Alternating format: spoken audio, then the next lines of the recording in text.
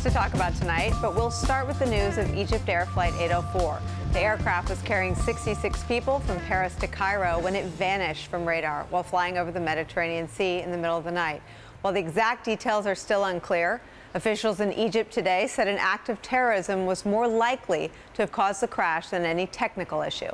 Before many details were known, however, Donald Trump jumped out ahead of the facts, getting on his social media account about 6:30 a.m. Eastern Time to tweet, quote, "Looks like yet another terrorist attack.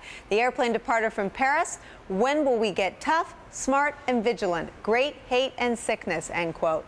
Politically speaking, Trump has suggested in the past that his candidacy is buoyed by the perception of and projection of strength in times of global instability, as he said in an interview on this program after the terrorist attacks in Brussels in March. I think every time we have a problem in this world, I think I do better. That's been proven in your polls. I mean, it's not that I'd rather not have any problems and do worse, okay, if I had my choice, I'll say, and I really mean that. I'd rather have no problems. But I think every time we have a problem in the world, I do better. You've seen that. Whenever there's a big problem, national security type problem, I go up because people view me as much stronger. Hillary Clinton, on the other hand, waited until this afternoon to weigh in on the news of the crash today, using an interview with Chris Cuomo on CNN to also highlight Trump's impulsiveness. Well, Chris, it does appear that it was an act of terrorism. Exactly how, of course, the investigation will have to determine. Well, first of all, he says a lot of things. He says a lot of things that are provocative, that actually make the important task of building this coalition, bringing everybody to the table and defeating terrorism more difficult. Why? Well, for example, when he says bar all Muslims from coming to the United States, that sends a signal to majority Muslim nations, many of whom we have to work with in order to defeat terrorism. He has advocated for more countries having nuclear weapons. That kind of unpredictable, dangerous rhetoric and the policies that he throws out there for whatever hope he has to get people to respond to him make us less likely that we're going to be as effective as we need to be going forward. Do you think that Donald Trump is qualified to be president? No, I do not. The kinds of positions he is stating and the consequences of those positions and even the consequences of his statements are not just offensive to people, they are potentially dangerous. Potentially dangerous. John, this is a preview of the general election fight to come, and I think today perfectly encapsulates the dynamic of Trump being Trump and Clinton trying to use all that Trumpiness against him. If they both continue to use these approaches, who do you think has the upper hand? Well, hey, first of all, Nicolle, great to be here with you today. Look, you're right. I think this does encapsulate to a large extent what the fall campaign is going to look like. Not all of it, but certainly in the national security realm. And you're talking about an election that is quite likely to pivot around a lot of national security issues. You have Hillary Clinton sounding every bit the traditional, sober, serious, tough-minded diplomat and national security figure that she is, and trying to, as you say, kind of use Trump's impulsiveness and impetuousness against him and saying, look, he's too risky a bet in a time of turmoil and global strife. What you're going to have Trump saying over and over again, first of all, you're going to have Trump just being Trump. But second of all, you're going to have Trump making basically the argument that Ronald Reagan made about Jimmy Carter. You know, instead of are you better off now than you were 4 years ago, you're going to have Trump saying, do you feel safer now than you felt 8 years ago? All of that kind of old-fashioned diplomacy and sobriety and all that Hillary Clinton talk, we are no safer now, we're more imperiled now, and what we need is a different approach. Maybe it seems reckless to you, but my approach is the approach that more Americans want to see, because what we want to see is just abject strength. You know, I would not have agreed with you a few months ago, but I think after watching the mood in this country after San Bernardino, watching the mood in this country, watching, you know, people that are not ideological players in a presidential campaign year really stop and say, what is going on? I mean, people do have a fear that is not always addressed by the Democrats. And Trump, I think, has rushed in and filled this vacuum. And I hate to say it, but I think that what he said in that interview with you and Mark at Mar-a-Lago has been true looking back, and I think this election will turn on whether it remains true between now and November. Right. And look, I don't know how it's going to turn out. I'm not making a prediction, really. I don't know who has the upper hand here. In any traditional year, Trump, who not only projects strength and is impetuous and impulsive and does things like tweeting at 6 o'clock in the morning this morning, stuff that no normal nominee would ever do, which is to presume facts and evidence, to declare that it's likely terrorism before any official has spoken on the matter. That would all be considered a liability, and it may still be a liability because of the fact that Trump does not know that much about the world. And it may be that there's areas that Clinton can portray as ignorance might make him seem like too risky a bet. But I just don't know at this point. I think it's going to be a very close fought thing on this topic. I agree with you. Something we'll talk about many more days after today. So Donald Trump has long warned on another front against Ms. Clinton that he would not hold back in his personal attacks against her husband, Bill Clinton.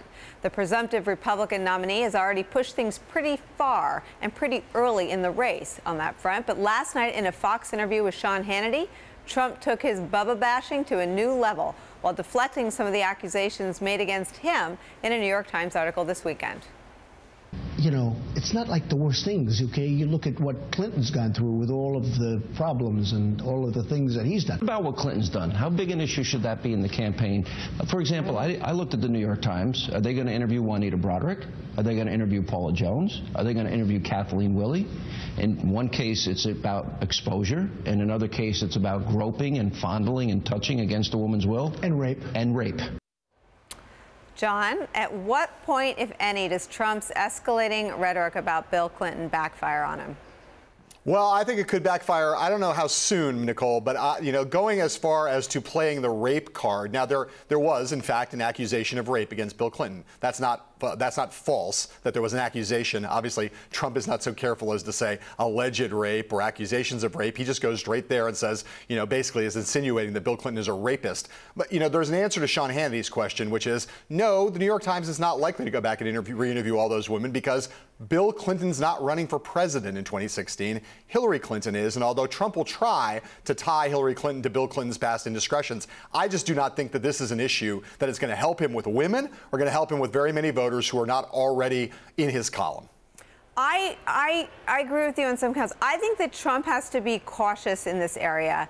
If I were to give him any advice on this sort of specific line of attack against her, it would be to narrow the argument. The argument that I think he wants to make for Hillary Clinton is that she participated in the sort of making the women part of the target. She focused her ire on Monica Lewinsky, who she called a narcissistic Looney Tune. And she participated in sort of objectifying the women who were, you could argue, victims of his, power and of his sexual appetites, if you will. So I think Trump has to, I think he's made perfectly clear he's projected this line of attack. He's already engaged in this line of attack. But I think if he's going to keep it up and if he thinks it's going to do him any good, it needs to be narrowed from his campaign and from the things he says. And I think it's ironic that we're talking about how before any of the facts were known, he was shooting from the hip on national security. But if you're talking about sex, you got to be more specific. But I think that's where we are in this bizarre race of 2016.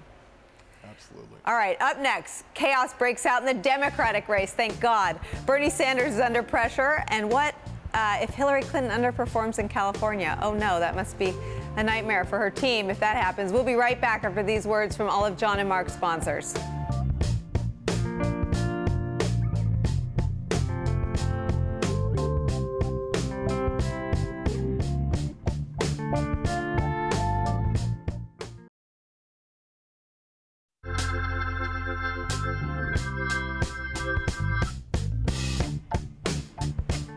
It's a divisive moment for Democrats in this presidential race. In a blockbuster story in the New York Times today, Bernie Sanders' associates said the Vermont senator's campaign is willing to do exactly what Democrats fear most: inflict damage on Hillary Clinton in these final few weeks of the primary contest that he can't win, even if it bruises her for the general election. Meanwhile, Sanders is sharpening his tone on the campaign trail and making it clear that he's not willing to quit.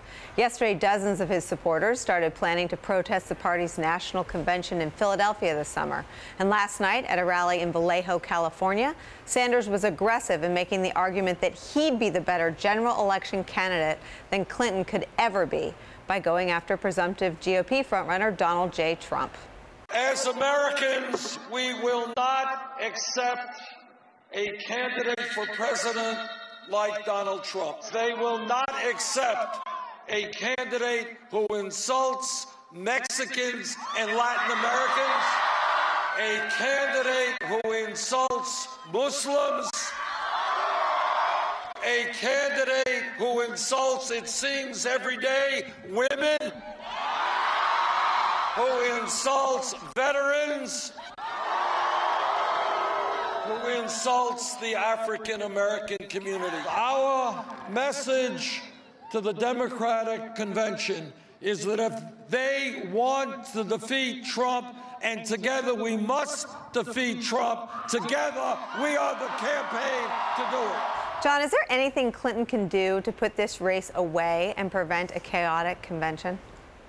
Yes, there is. I think that what she can do is she can go and beat Bernie Sanders handily in California and New Jersey. The one thing that comes through in the New York Times story that you talked about, Nicolle, is that there's still a little sense in the Sanders campaign for all of the things that he's done, all the things that he's been saying, all of his aggressiveness, that there's still a kind of a question about how much longer he wants to go, and Tad Devine kind of alludes to it in the story, after June 7th. If he loses in both of those two big states, and especially California, where he's putting a lot of effort and energy. If he lost there and lost decisively there, the wind, I think, would really come out of the Sanders sails. And I think that is the best thing that she can do to help her cause. Just go out there and beat him badly in that big state. But I don't understand why the sails are even up. I mean, this is a sailboat that is not going to, he can't be the nominee. He's been mathematically eliminated since mid-March. And what I cannot get my brain around is why there aren't more figures in the Democratic Party, why there aren't more figures. I mean, where's Elizabeth Warren? Why aren't there figures who the Sanders supporters respect and listen to? I would guess President Obama is somebody who energized sort of the same swath, young college kids. Why doesn't anyone stand up and say, it is over, Uncle Bernie. It is time to go home. You can go back to the Senate and make mischief. But this thing is over. And every time that you cement into undecided voters' minds that Hillary might be corrupt, that she might be part of a rigged political system, that she and the DNC are in cahoots, you weaken her. And she's now standing in a heated contest against Donald Trump. So if she loses by this much, I think we can look back at this period in the Democratic primary as when the most damage was inflicted on her. Well, I'll just say I like the idea of you calling him Uncle Bernie. I think that'll go down very well in the Sanders campaign. Look, we're going to talk about people who are telling him to get out in just a second as soon as we get to this next topic. But I will say that part of the reason why people obviously feel reticent about doing that is that people still know that Hillary Clinton needs those voters of his. And so she is trying not to offend them by saying anything that will be taken the wrong way. All right, but now here we go. Bernie Sanders has ramped up his rhetoric after what his supporters called a rigged state convention in Nevada last weekend. Now there's a chorus of people on the left who are not too happy about the Vermont senator's willingness to inflict all this damage we've been talking about on Clinton, while he has no mathematical path to winning the Democratic nomination. Senator Harry Reid told the New York Times, quote, "I believe he is better than this." And Senator Barbara Boxer said, quote, "Sanders will be judged as to whether or not he has the leadership qualities based on how he handles this." Josh Marshall from the prominent liberal website Talking Points Memo also wrote that Sanders is, quote, "suggesting that the win is being stolen by a corrupt establishment, an impression which will be validated when his phony prediction turns out not to be true. Lying like this sets you up for stuff like what happened this weekend in Nevada," end quote. Some of Sanders' new critics have been tolerant of Sanders staying in the race until this ugly turn. How big of a problem is it for Sanders when important parts of the left, and really that sort of progressive left, are beginning to turn against him?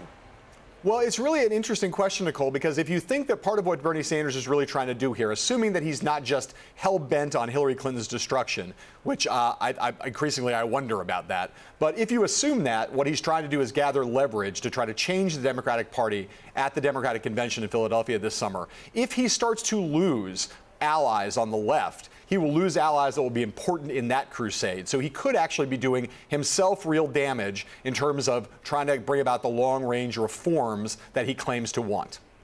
I think that his leverage is now on the downward slide. I mean, I think that he looks like he is being belligerent. I think there is a gender piece that a lot of Democrats are unwilling to talk about. But I think that when the tables were turned, and as she said in that interview with CNN, she was a lot closer to Obama when she had to make the difficult decision to get out. She started campaigning for him immediately afterward. I think that the notion that he holds all the cards is no longer the case in this contest, which is now uglier. They are experiencing more chaos in the Democratic side than we are on the Republican side, something that makes me very happy to say out loud. I might find a way to say it again.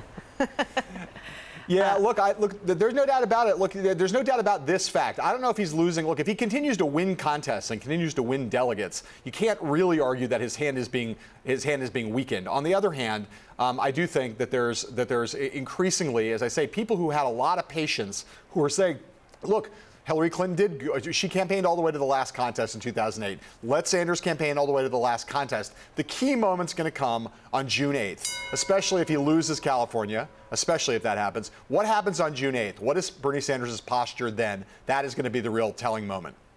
All right, so up next, a new Fox poll has Donald Trump beating Hillary Clinton nationally. We'll break down the numbers with our expert pollster after this quick break.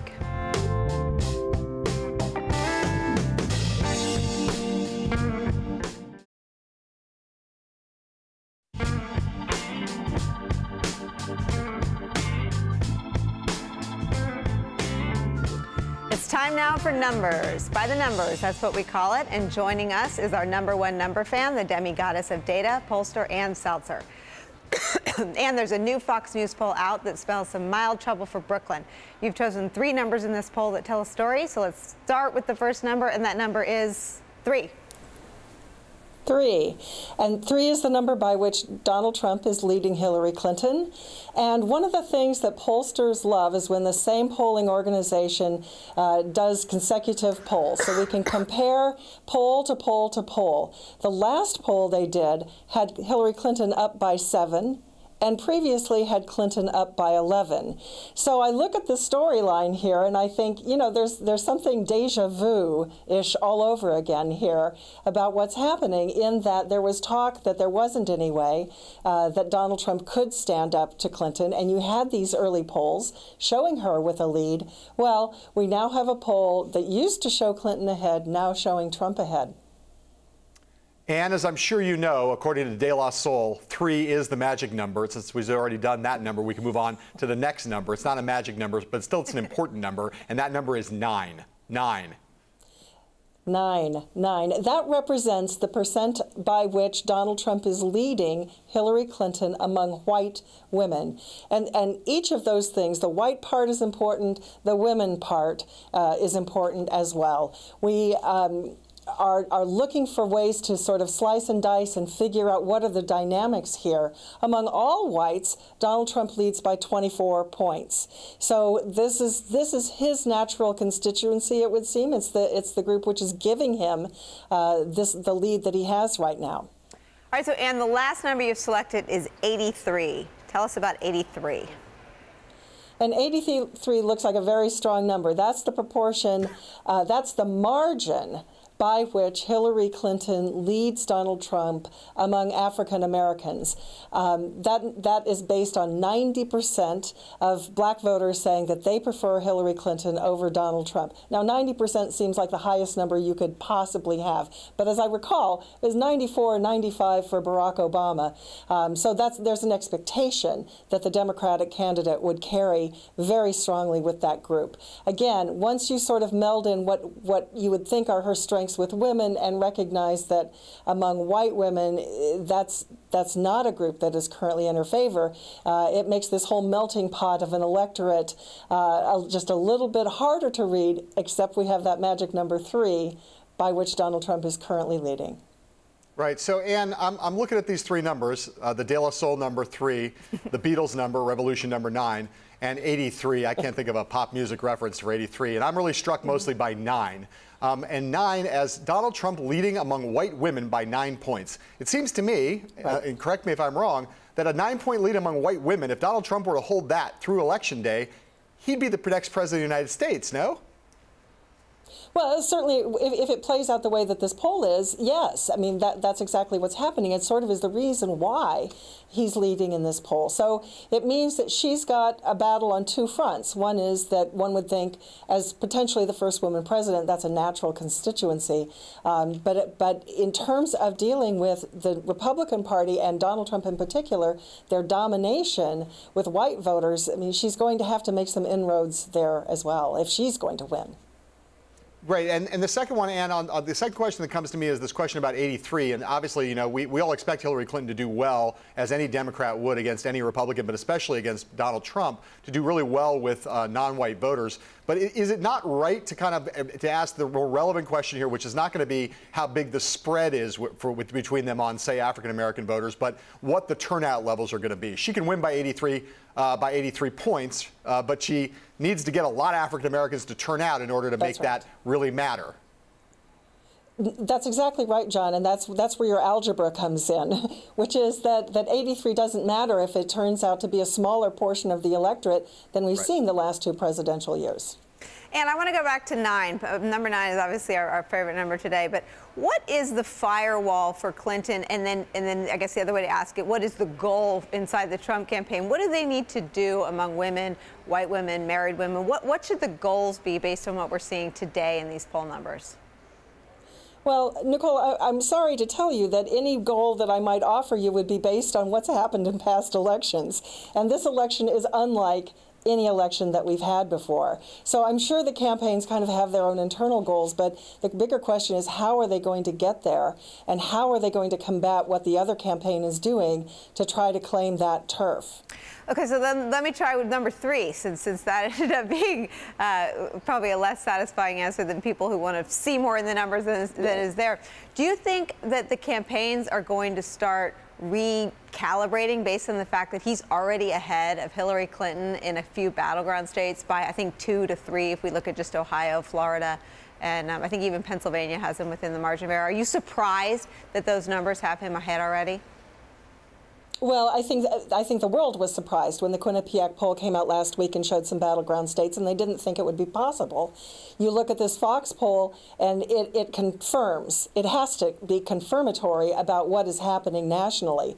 And part of that may be that Hillary Clinton is still fighting a race for the nomination with Bernie Sanders. I'll just mention that Donald Trump is currently winning with independents. And while they each get about the same proportion of their own party, that big middle part is flopping for Trump right now. And to me, that's the bigger part of this that they're going to have to figure out. It's already a nail-biter. And Selzer, thank you. Coming up, Frank Bruni of the New York Times. We'll be right back.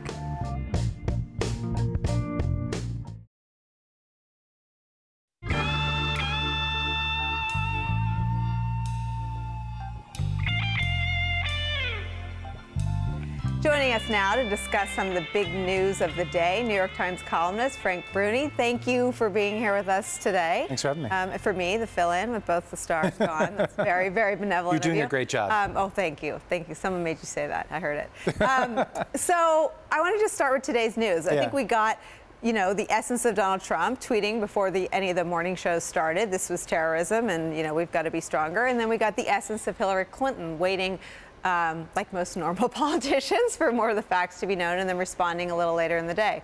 What do you think? I think you said it all right there. I mean, but that's the two of them in a nutshell. Who will be judged to have done better today? I mean, well, I mean, that's what we're going to find out in this election, right? I mean, do Americans want to feel viscerally about this stuff, and do they want the country to act viscerally, which I would submit is pretty dangerous, or are they still in a place where they can be a little bit more cool-headed? I mean, that's the story of this election. Are we going to be going with a sort of animal instinct, or are we going to be going with our brains? Now, you covered, and I worked for a politician who was sometimes criticized, George W. Bush, for responding in the face of terrorism at a gut level. We'll get him dead or alive. Right. But I think he found when he got out on the road that was the kind of strength that people hungered for. Do you think any of that has changed?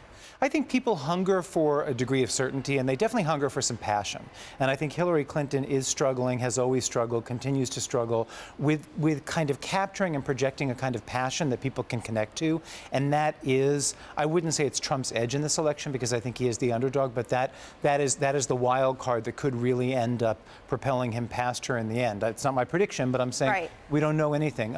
I think there's a real difference between George Bush and Donald Trump. Oh, definitely, definitely. I didn't mean to suggest and you work for him, but I'm trying to imagine George W. Bush up at night tweeting as soon as something arrives. And he was a much more reserved guy than that. In my judgment, he was sort of the perfect combination of understanding what people were feeling, but certainly waiting for all of the facts to be known and very cognizant of the impact on the allies. I wouldn't use the word perfect, but definitely I think there was more of a sense of the responsibility of the office, and I think there was a much greater awareness of what impulsiveness could do in terms of damage. And I think that's the great question about Trump when it comes to the presidency and foreign policy. I mean, have we ever had a president who seemed as impulsive as he's been? And if candidate Trump is a preview of what President Trump would be like, what would that mean for national security? I think voters need to ask themselves that question. I think John has a question for you next.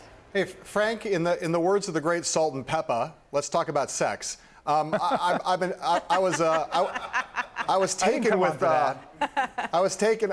with your column back on May 7th. You had a column that was called, the title of which was "Sex and the Single Paul," and it was about Donald Trump as out front, proud Lothario. Okay, so I'd like you to first just summarize the thesis of that column, and then I'm going to ask you a couple questions about it.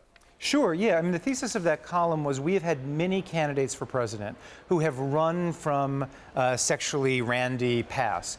We've never had one where that past was so well known and not in contest. There was no attempt to deny it, and had just moved on from that point. And that's a real turning point in American politics. I mean, so many candidates have spent so much energy denying the kinds of things that Trump has said out loud on the Howard Stern show through the ages. And so it's interesting to see him thus far not being penalized to the extent one might expect by the electorate.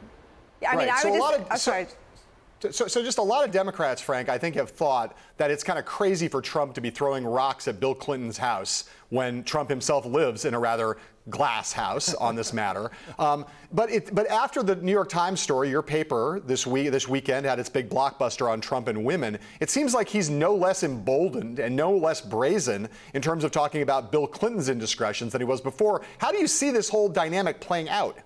You know, I don't know. I mean, it's going to be very interesting to see how voters respond to it. I mean, Trump would say that the difference is, yes, he has had his playtime with many women, and yes, maybe the nature of his relationships with some women does not fit the ideal that a lot of people would have. He accuses Bill Clinton of actually being an abuser, of someone who's guilty of sexual assault, and he's adding another element which is really important here in terms of how it ends up getting perceived. He's painting Hillary as Bill Clinton's enabler, and he's challenging her credentials as a feminist, and that is obviously a very deliberate thing because he needs to make up ground with women voters. To look at polls now, he'd practically have to get every white male in America to vote for him in order to make up for the gender and racial gaps. I want to stay on sex because it's so much more fun than anything else we get to talk about. But I feel like I'm on the Robin Bird show. So I feel though like the one person that got under Trump's skin was Marco Rubio when he talked about the size of Trump's hands.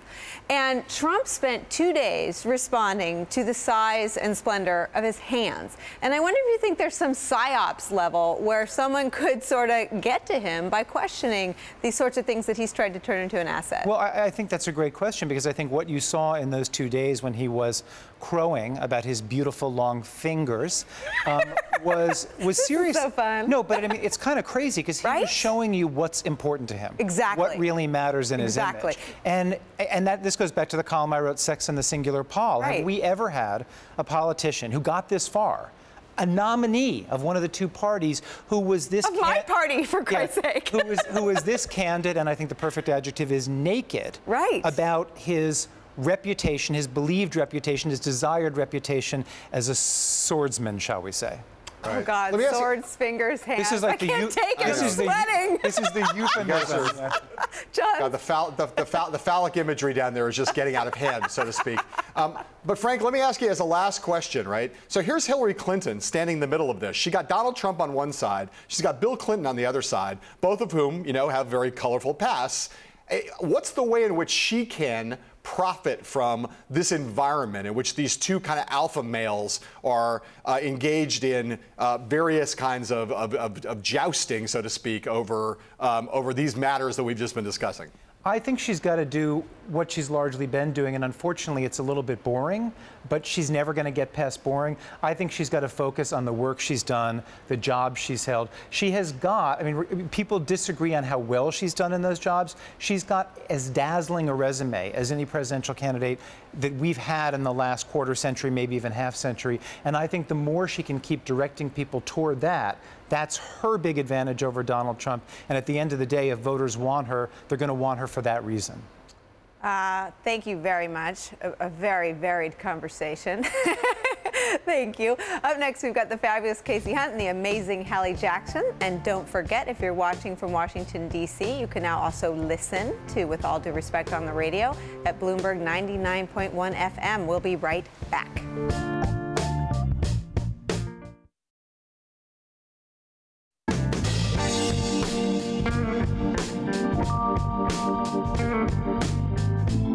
We are joined now by two of my favorite reporters on planet Earth. They're so familiar with this show that they can probably play the WADR theme song on the keyboard.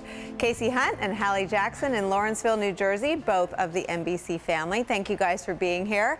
So, Kasie, is Bernie Sanders, based on this morning's New York Times story, having his Sarah Palin going rogue moment? I'm dying to know.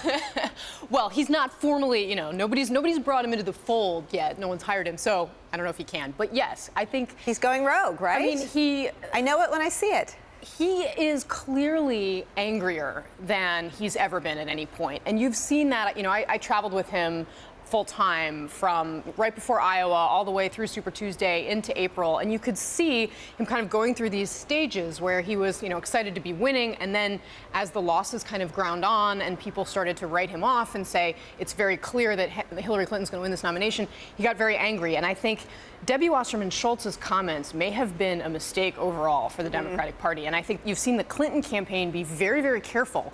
They know that if they set him off, that the consequences are in some ways unpredictable. I think you're starting to see that come out. All right, let's bring you in, Hallie, on this. Now, you've been covering the Republicans. How overjoyed is Donald Trump that Bernie Sanders is doing some of the work for him in terms of beating up Hillary Clinton on the charge of her ethics and her qualifications?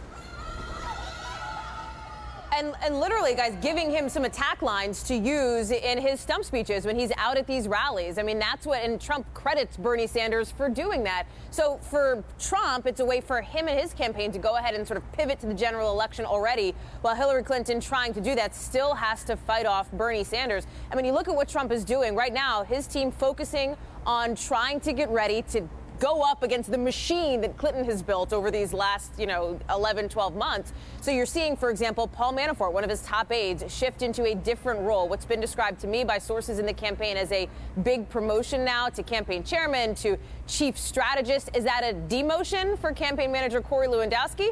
It depends on who you talk to. You know, there's splits within the Trump campaign. A spokesman officially says that Lewandowski will continue working on the day-to-day operations. He will continue to be involved through the general election. But this is clearly a sign that Manafort is taking on more responsibility within the campaign. As one person phrased it to me, this shows now, with Manafort's new title, who's really in charge. I had the same reaction when I read that news today. Sorry, John. No problem, Nicolle. Kasie, I want to ask you a little bit more about Bernie Sanders, just because you and I spent a lot of time around Senator Sanders in the January, February, March, April timeframe. And as you remember that? And as you described it, you're right. I mean, there was a time when people around Senator Sanders would say, look, he can do math. He understands what's going to happen here. He's not irrational, right? And yet, even now, the math is still the same. And he must understand rationally that he's almost certainly not going to be the Democratic nominee. So do you think the clinical analysis is right, that he's just trying to gather leverage to try to reform the Democratic Party at the convention? Or is there some deeper, anger towards Hillary Clinton, some deeper frustration where he's just literally acting out now in a totally irrational way? Honestly, John, I do think that it's something deeper. I think that if leverage is what he was looking for, he was in a better position to have that a couple of weeks ago. And I don't think that the Clinton campaign would have been unwilling to make some concessions to him. If all he wanted was, slots on the committees and an influence over the platform, I think that there was a point in time where he could have had that. And I think the more this kind of goes in this angry direction, the less likely it is he's going to get that. And I do think we're starting to see an emergence of, these never Hillary supporters of Bernie Sanders. And I wasn't sure that he was going to embrace that. I'm a little surprised that it seems as though that's the path they're going down. But that's sort of what he demanded on election night earlier this week, saying that, he wants the Democratic Party to open things up. And I do really think for him, and also I think for Jane Sanders, his wife, I don't think we should underestimate the role she plays in shaping his thinking. I think that there's just some real anger towards the Clintons and towards the way he feels treated by the Democratic Party, to the point where he's sort of willing to just, mess things up for them for the sake of doing that. Kasie, do you think that in the senior levels of the Sanders campaign, and by that I mean really Tad Devine and Jeff Weaver primarily, and Senator Sanders and his wife, that's really the four-legged stool, so to speak. Do you think there's and Michael Briggs? Do you think there are divisions between them about what to do if on June 8th, if, say, Sanders loses California? Do you think everyone will be unanimous about what to do going forward, or do you think there'll be splits between those people about how to proceed?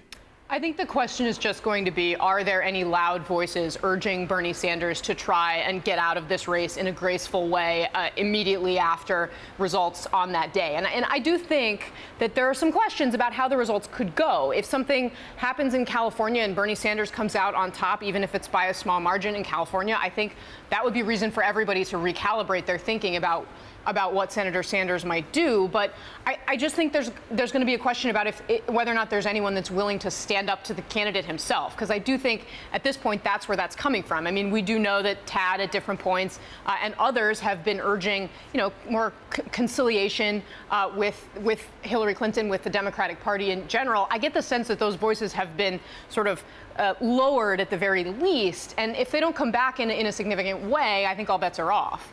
And Hallie, Trump seems to be using this time to his advantage. I wanted to ask you about two things that are underway. One, you're at a fundraiser now. He's begun something he said he wasn't going to do too much if he started fundraising. And two, he's got Chris Christie running a transition process for him. What can you tell us about both?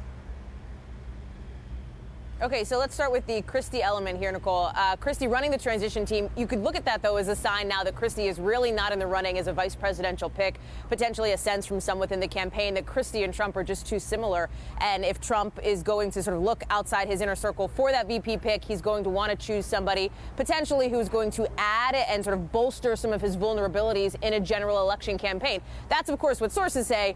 Ultimately, it's going to be up to Donald Trump, and he could make the decision he says at convention. He could make it tomorrow. You know how he is. He's rather unpredictable.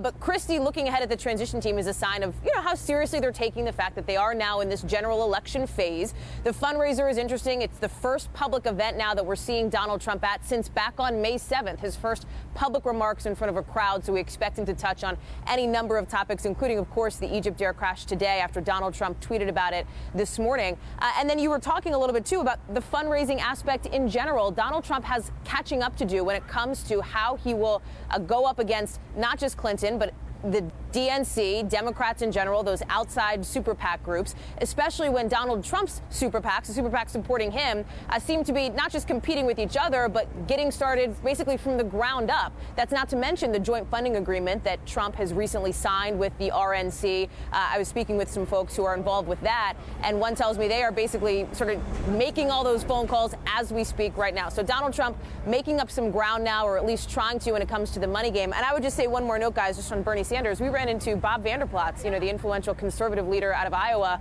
coming out of Trump Tower yesterday. And as he was walking away, he turned around to us and he said, "Feel the burn." And he kind of laughed and he said, "I think this is a great opportunity for Republicans." And that is a sense that you hear echoed in the Trump campaign as well. An opportunity, they believe, to try and peel off some of those Sanders supporters furious with the establishment. I think that's absolutely right. All right, Kasie and Hallie, thank you so much for being here on my fill-in day. Thank you. It's great to see you here. We'll be right back with Jennifer Jacobs after this.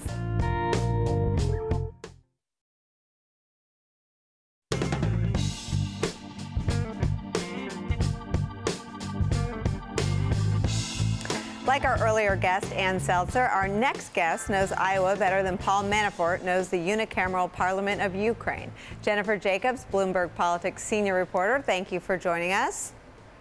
You're welcome. Hello. Hello. So you know all things about the Trump VP vet. How's that going? Who's in charge? And how do you think this process will play out? Well, who's in charge? Obviously, it's Donald Trump. I don't think even he knows yet who he wants for his VP pick. He has said that he wants someone who knows Washington's ways, so that probably rules out a governor, perhaps except for Ohio's John Kasich, who doesn't sound like he's very interested. I think we probably know more now about who probably is ruled out more than who's in. There's obviously a lot of chatter, but who's in charge other than that? I know that the campaign manager, Corey Lewandowski, still is paying attention and helping with that process, but also the new chief strategist, Paul Manafort, is very, very much a participant in figuring out who on earth they're going to choose for a vice presidential candidate. And then also there's someone else who's consulting now, a longtime D.C. lawyer, a guy named A.B. Culvahouse, who has experience with 5 election cycles of helping vet vice presidential candidates, knows what he's doing. We spotted him at Trump Tower yesterday. He had just come out from a meeting with some of the top Trump aides, so we know he's helping with the legal process. Jennifer, let me ask you this question. There's been a lot of tea leaf reading, obviously, on Trump and who he's thinking about and who he might think about, what the criteria are. What's like right now, what's the current thinking about whether what Trump is mostly focused on is trying to, he said he wants a politician, but is his focus more on trying to figure out a national security kind of pick, or a pick that's temperamentally sympathetic, or a pick that solves some, or might ostensibly solve some kind of demographic deficit that he has? Do you have any insight into that? Yeah, we were at Trump Tower yesterday and talked to several of the top campaign aides, and they just have not really figured out exactly what they want to do, whether they want to compliment Trump, whether they want to do something, that's completely opposite of him, who fills in some of his gaps, or if they want to pick someone who's very much of his likeness. There was chatter about Senator Bob Corker from Tennessee. He has some ties to Mr. Trump. He's, got some real estate connections. He knows D.C. very well. He's, a creature of Washington, but yet he's considered, somebody who's not too deep into Washington. There's been chatter about, U.S. Senator Joni Ernst from Iowa. She's a woman. She's got that military background, but yet other people say that seems like kind of a stretch. She's a first-term senator. She just doesn't have very much experience. We're still hearing chatter about Newt Gingrich, the former U.S. House Speaker, that he would be a good choice, but other people say, maybe those would be 2 clashing egos. I don't know, when you walk around Trump Towers and you talk to people in the campaign offices, everyone has different thoughts on who it could be, but no one is really certain about who is going to be on that short list. You mentioned A.B. Culvahouse. He was overseeing the Sarah Palin vet on the McCain campaign, and I wonder if there's any talk of Sarah Palin, either in the context of someone vetted by A.B. Culvahouse or in the context of a possible candidate for VP. I have not heard anyone tell me that they are looking at Sarah Palin as a possibility. But yeah, A.B. Culvahouse ran John McCain's vice presidential selection process in 2008 and landed on Sarah Palin. So he obviously knows her very well, has delved very deeply into her past. But I'm not hearing anyone saying that she would be a top choice for this cycle. Hey, Nicolle, how deeply do you think A.B. Culvahouse dug into Sarah Palin's past? Well, everything I know I read in your book. So everything I know about that vet I learned from you, John. Okay. Yes. I just want to know whether you want to give A.B. a thumbs up or a thumbs down as a better. Just go ahead. Well, right I now, think everyone deserves a bit of mercy at this point. The past is the past, but she was the last person he vetted was Sarah Palin for. Well, maybe he was involved in 2012 too, but I know he was responsible for that. So we're all watching. We're all watching, A.B. All right, Jennifer Jacobs, thank you very much for that. You probably got me in mountains of trouble. We'll be right back.